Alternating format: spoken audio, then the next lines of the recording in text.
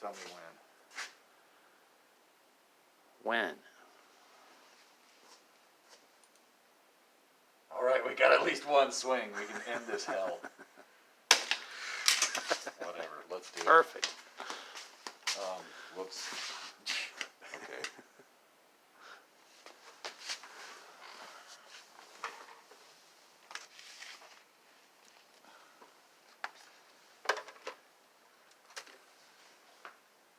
Got some measurements there.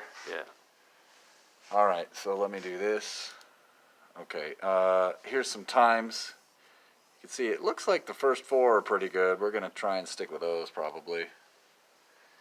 For some reason, after about 4 swings, this tends to fail.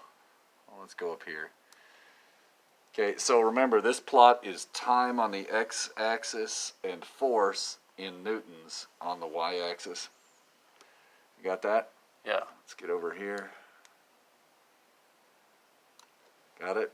Yep. Got it? Okay. That's pretty good for those. Down here. Got it? Yep. Good. Yep. One more. Actually, on this one you can really see the trend, so I'm going to go to the last again. You can definitely see that trend. Now let's check the top for the fun of it, because I can't help it.